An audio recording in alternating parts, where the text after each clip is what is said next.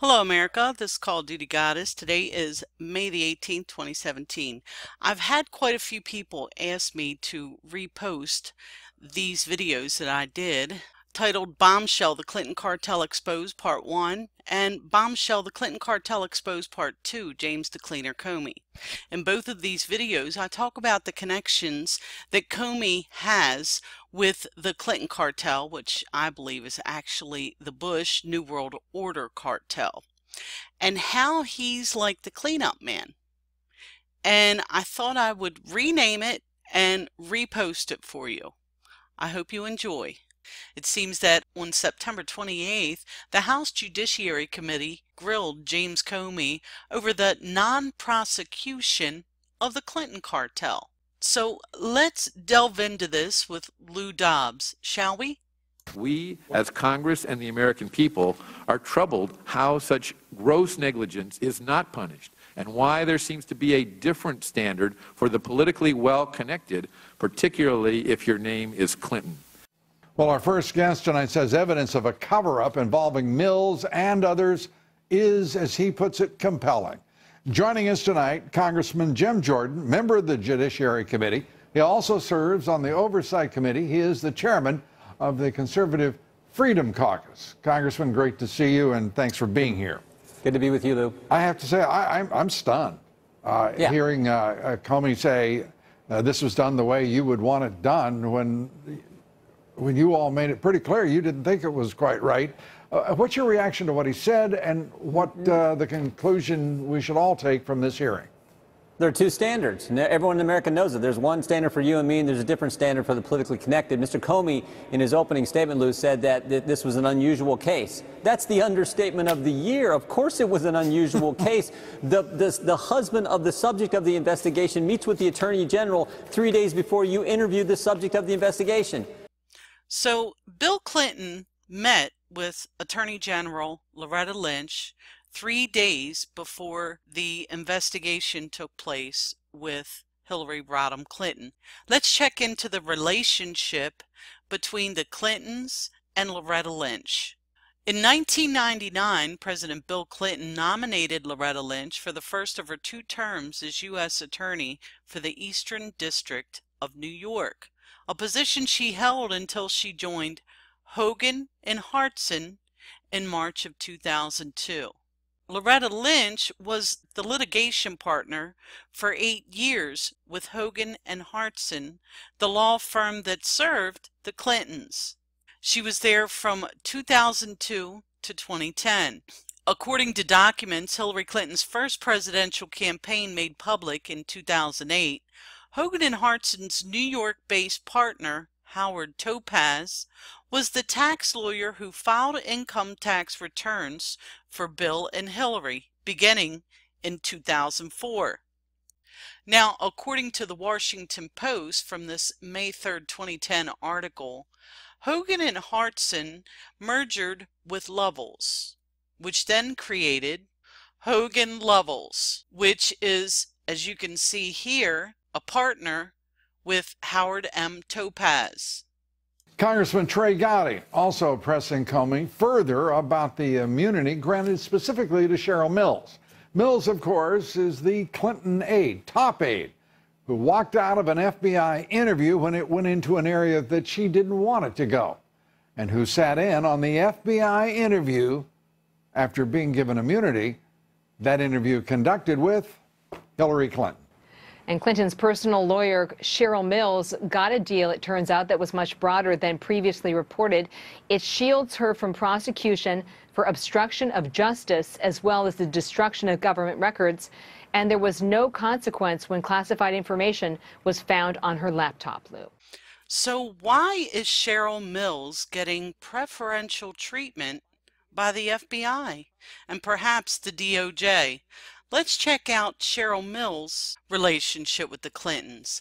I'm at a Washington Post article from 1999. According to this article, Cheryl Mills was 27 and a member of the Bar Association for 2 years. She was an associate at Hogan and Hartson when she joined the presidential transition team in 1992. Bill Clinton had not yet been elected, but things looked good enough to begin planning. 6 years later, she is a senior member of the Office of White House Counsel. So in 1998, Cheryl Mills received a promotion to senior White House counsel. Just so happens that during the 90s, the Clintons were involved in many controversial situations, including Whitewater, the impeachment trial, affairs, perjury, missing documents, the whole 9 yards. And soon after that, you have Hillary Clinton's bid for the New York Senate seat. Yes, the Clinton cartel was in major cover-up mode. I'm in an archived article from Media Research, dated January 28, 1999, titled Cheryl Mills, Liar, Obstructor, or Heroine. After Deputy White House Counsel Cheryl Mills defended the president before the Senate on January 20th, the media touted a new star. But almost none of them mentioned that she's facing her own investigation for perjury and obstruction of justice. On November 6, 1997, just 1 year prior to her big promotion, Mills admitted to the House Government Reform and Oversight Committee that she and White House counsel Jack Quinn withheld documents for 15 months, including a memo suggesting Clinton wanted the $1.7 million White House office database shared with the Democratic National Committee. Last fall, Representative David McIntosh asked the Justice Department to investigate Mills.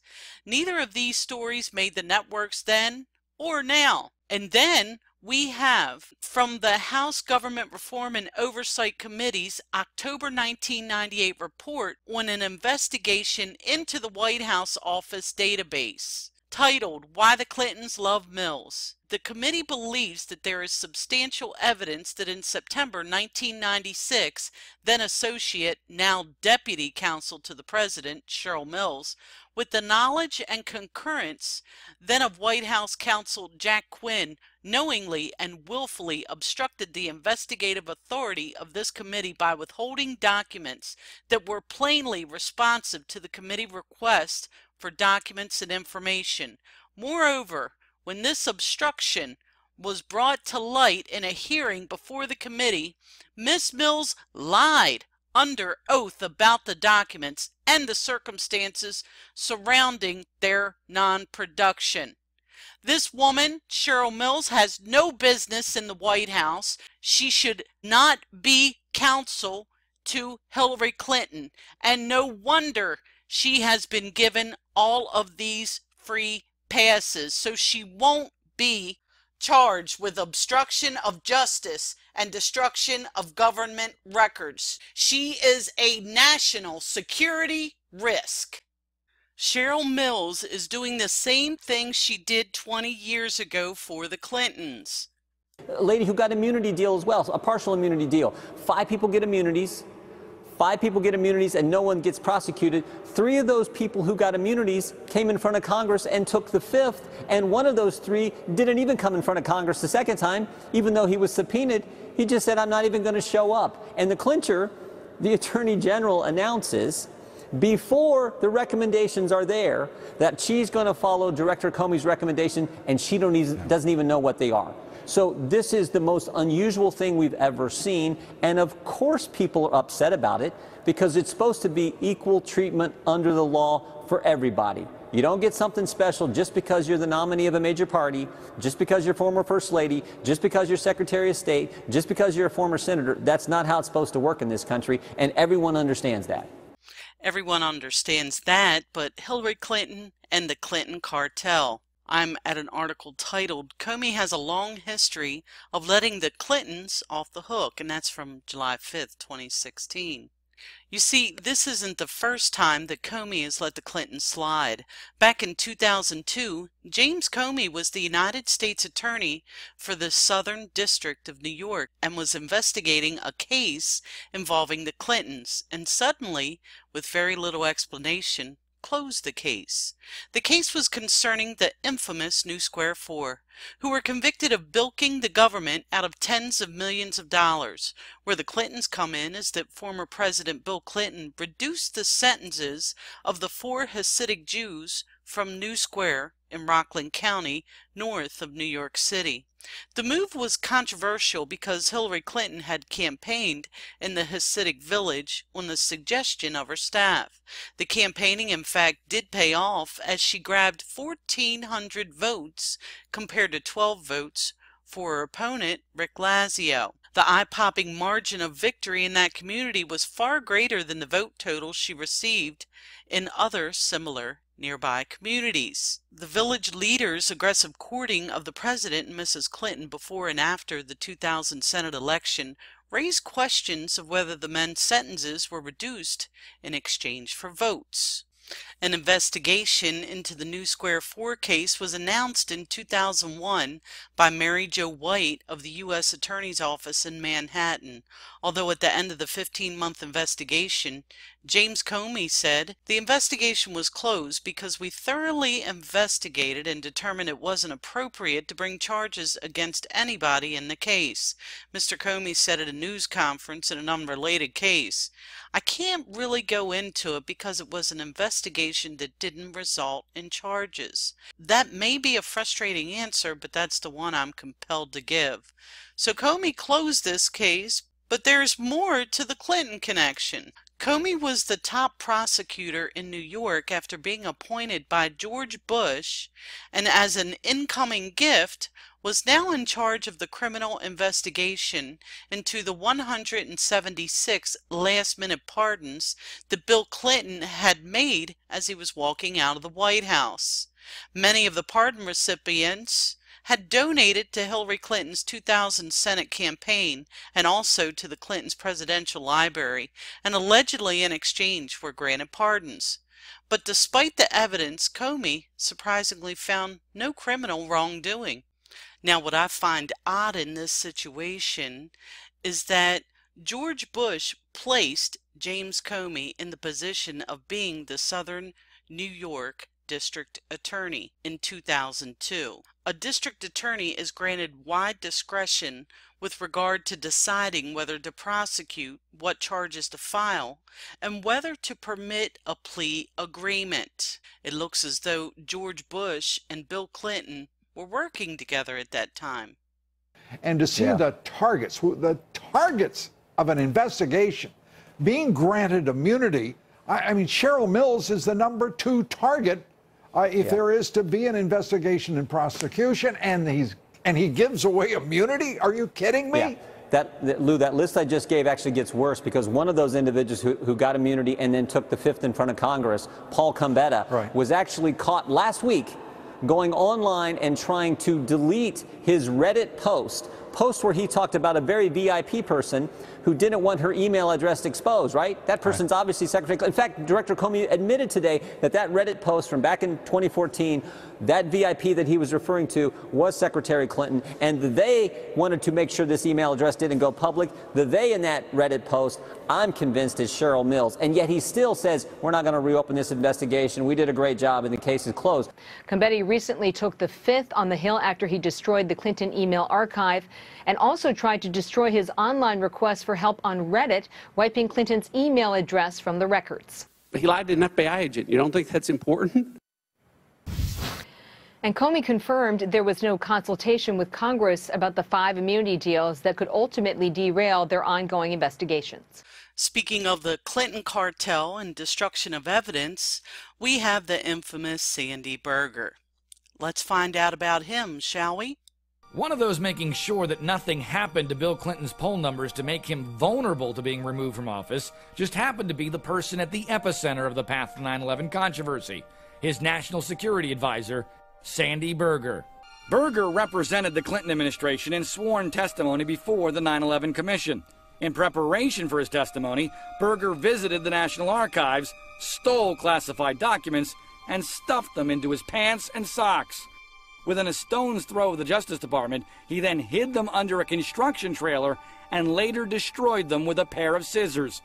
After originally claiming with a straight face that it was all just an honest mistake, Berger pled guilty to a misdemeanor. He paid a $50,000 fine and lost his security clearance for 3 years, which incredibly would have made him eligible to serve in a Hillary Clinton administration, whose 2008 presidential campaign he advised. Now, everything that was said just now was based on Sandy Berger's testimony. Sandy Berger is the one that said that he took the papers and put them under a trailer. I believe, as many others do, that Sandy Berger did not work alone, but he didn't rat out anyone. There are others, I believe, in the Clinton cartel who worked alongside of Sandy Berger, who took the papers instead of him putting them under a trailer.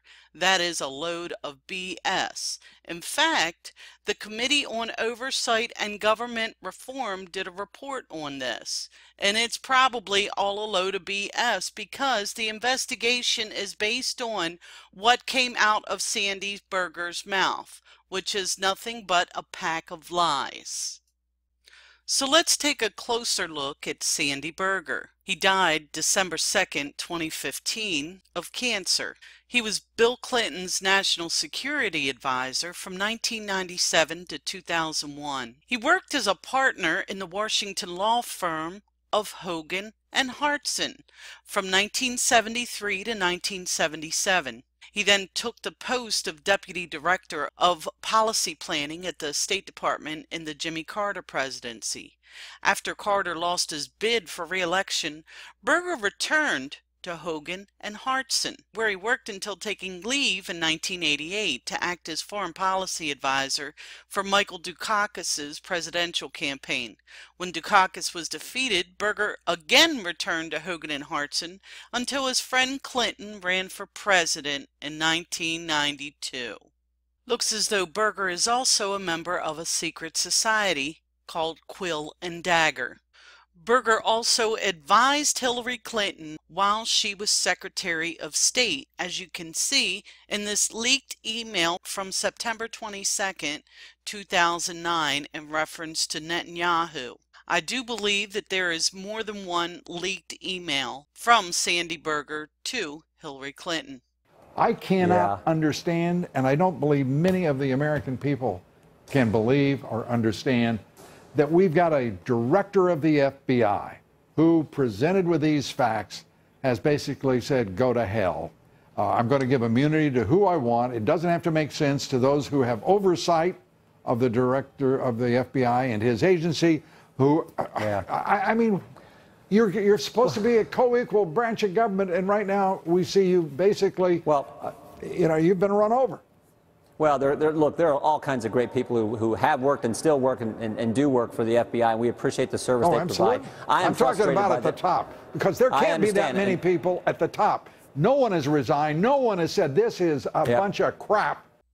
Well, with all due respect, Mr. Dobbs, someone did resign, and that's in this article by True Pundit titled Exclusive: FBI Used Agents as Pawns to Insulate Hillary AIDS and Clinton Foundation from Prosecutions. John Giacalone was the supervisor of the Bureau's National Security Branch and also the FBI brains and genesis behind the Clinton email and private server investigation. He first approached Comey in 2015 for the green light to probe how the former Secretary of State operated her private email server and handled classified correspondences. Rumors had been swirling at intelligence circles. Once approved, Giacalone spearheaded the investigation and helped hand-select top agents who were highly skilled but also discreet. Many of those agents were concerned when Giacalone abruptly resigned in the middle of the investigation. FBI insiders said Giacalone used the term sideways to describe the direction the Clinton probe had taken in the Bureau. Giacalone lamented privately he no longer had confidence in the direction the investigation was headed. He felt it was simpler to quietly step aside, walk away instead of fight to keep the investigation on its proper track. Giacalone was a true heavyweight agent at the FBI. In fact, he likely should have been running the entire show. His pedigree included running and creating FBI divisions in New York, Philadelphia, Washington, D.C., and even serving as deputy commander in the Iraqi theater of operations. But in the midst of the Clinton investigation, Giacalone handed the Bureau his retirement papers in February. John is a strategic thinker. He recognizes patterns and signs and can then see things long before they develop, FBI insider said. Losing him was a major blow. We now know perhaps what he was envisioning. He didn't want that around his neck. Not only did the top investigator of the Clinton cartel take an early retirement from the investigation, but there's a special gag order placed on FBI agents that are involved in investigating the Clinton cartel. Let's have a look at this. Breaking tonight and reported for the first time on Fox News, new details on the intense secrecy imposed on FBI agents working the Hillary Clinton email probe. Investigators were forced to sign rare non-disclosure agreements, one Republican congressman going so far as to call them gag orders on FBI agents.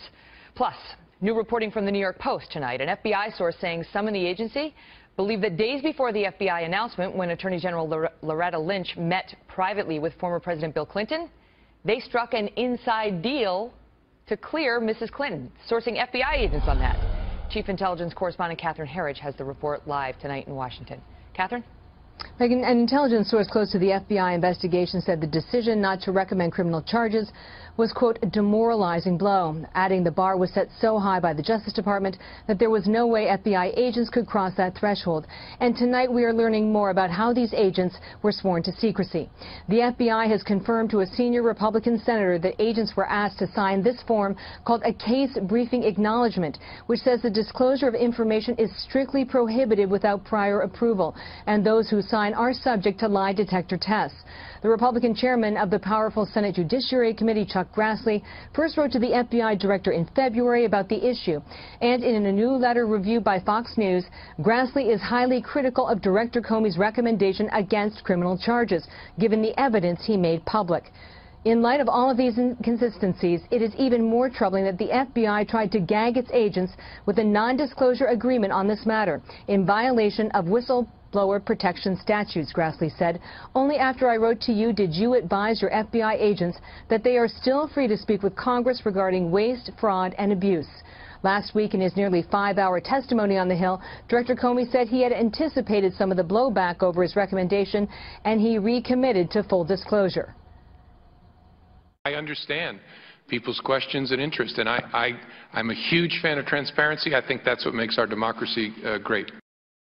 The FBI told the senator these agreements are not unique, but what we don't know tonight is when agents were asked to sign them and when they were told they could still speak out and go to Congress if there was a conflict. Megan. I'm frustrated as well, and I think so many people are, Lou. One of the other things that so frustrated me was when it was brought to Director Comey's attention that Secretary Clinton made false statements in front of the Benghazi committee last October, statements that turned out to inaccurate statements as evidenced by what he discovered in his investigation, and yet he said they didn't even look at that. Now think about it.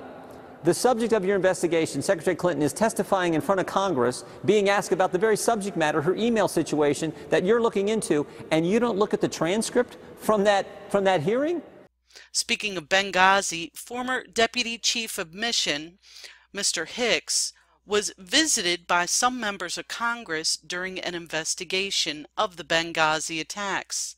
Listen to what took place, according to Mr. Hicks. As I read the transcript, it seems to me that it came to a head in phone calls you were on with lawyers from the Department of State prior to Congressman Chaffetz coming to visit in Libya. Is that accurate? Yes, sir. And tell me about those conversations, what those lawyers instructed you to do on Mr. Chaffetz's visit to Libya. I was instructed not to allow the RSO, the acting Deputy Chief of Mission, and myself to be personally interviewed by Congressman Chaffetz. So the people at State told you don't talk to the guy who's coming to investigate? Yes, sir. Said don't Not talk with the personally. congressman? Now you've had several congressional delegations come to various places you've been around the world.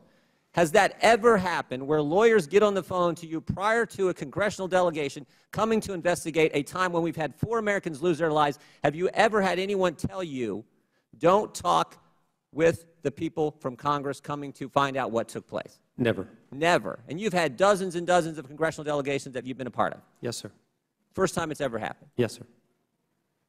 Tell me about, and also, isn't it true that one of those lawyers on the phone call accompanied the folks on the delegation and tried to be in every single meeting you had with Mr. Chaffetz and the delegation from this committee? Yes, sir. That's true. Tell me what happened when you got a classified briefing with Mr. Chaffetz. What happened and the phone call that happened after that?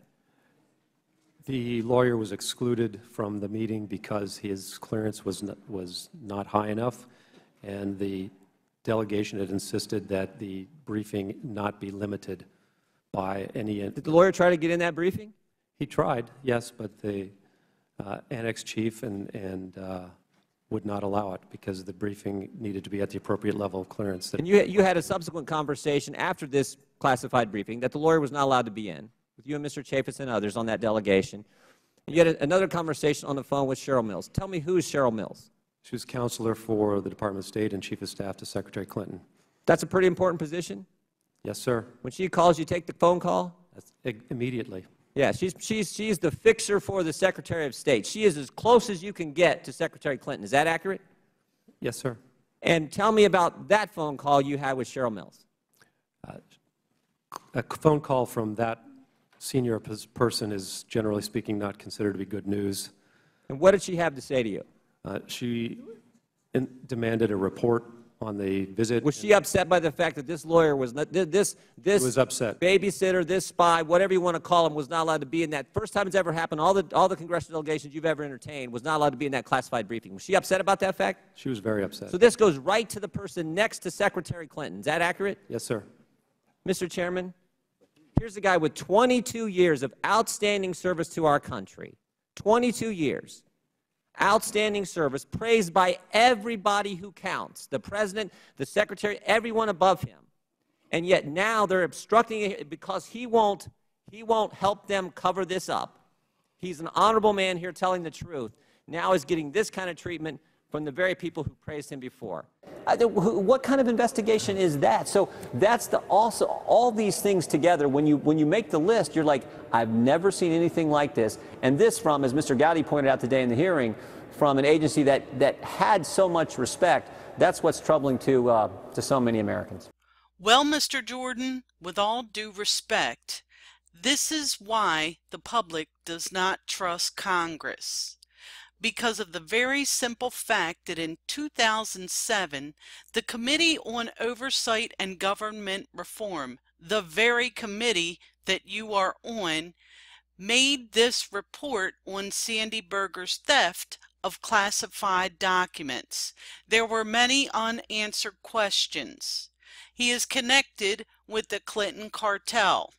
The Committee on Government Reform and Oversight is also the very same committee in 1998 that makes the scathing report on Cheryl Mills, committed perjury and destroyed documents. The very same committee. You're saying, sir, that this is unprecedented. Please tell me that you do know about this, please.